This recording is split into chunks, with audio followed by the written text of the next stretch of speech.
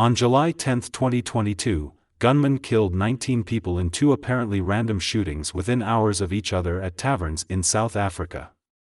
At the scene of the shooting in Soweto, on the outskirts of Johannesburg, crowds gathered around the police cordon while officers combed the area for clues, one carrying ziplocked bags full of spent bullet cartridges.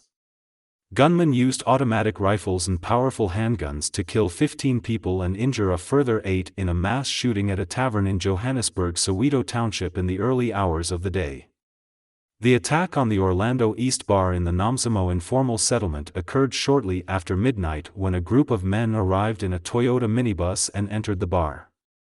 Police said the victims had been shot at random while they were drinking, contradicting early reports that they had been targeted specifically. Such shootings are often linked to gangland vendettas or turf battles. There was no history of problems with the tavern as far as the police were concerned. Officials said the tavern was operating according to its license, and that all of the casualties were of legal drinking age. The victims are believed to be between 19 and 35 years old. One has been discharged from the hospital after treatment. 7 others are still in serious or critical conditions. A witness described how a group of men burst in, opened fire, and how they didn't take anything from anyone, wallets, phones, nothing, leaving him and others baffled as to the motive. Many victims died as they attempted to flee. A special team has been formed to investigate the attacks.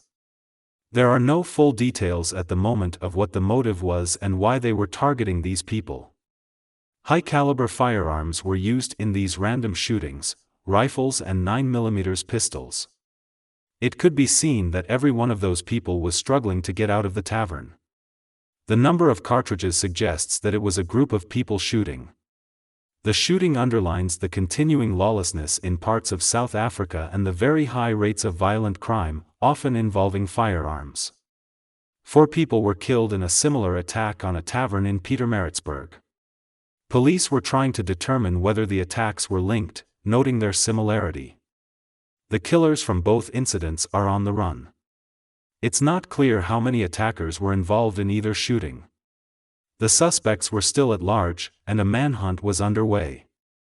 So far, 2 arrests have been made in connection with the shootings. Nomzamo Township is one of the poorest parts of Soweto, a satellite city on the outskirts of Johannesburg made famous by the role it played during the struggle against apartheid.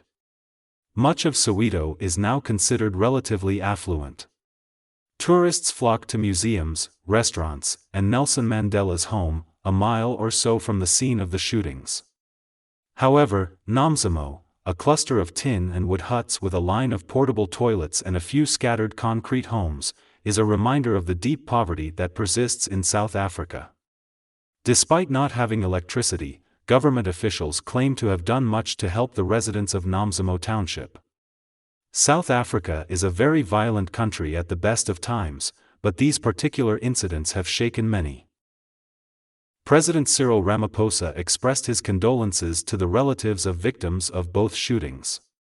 As a nation, we cannot allow violent criminals to terrorize us in this way, regardless of where such incidents may occur, he said. As government, citizens, and structures of civil society, we must all work together even more closely to improve social and economic conditions in communities, reduce violent crime, and stamp out the illicit circulation of firearms.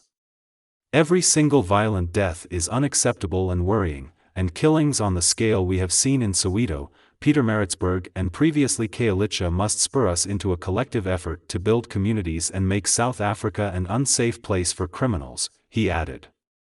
Shootings are not uncommon in South Africa. They are often linked to gangs or alcohol. The deadly weekend came as the country is still mourning the deaths of 21 young people, some of them as young as 13, who died in as of yet unexplained circumstances at a tavern in the city of East London a few weeks ago.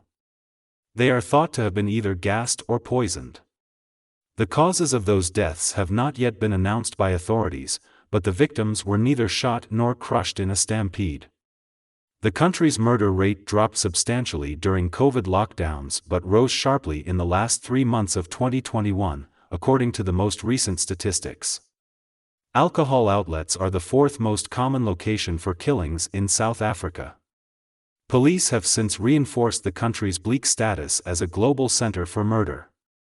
South Africa, home to about 60 million people, is one of the world's most violent countries, with 20,000 people murdered every year, one of the highest per capita murder rates globally. According to campaign group Gun Free South Africa, there are about 3 million guns registered in the country, though many more are thought to be circulating on the black market. Should the South African government amend its gun policy? Thanks for watching. If you like this type of content, make sure you subscribe and turn on the notification bell for more stories.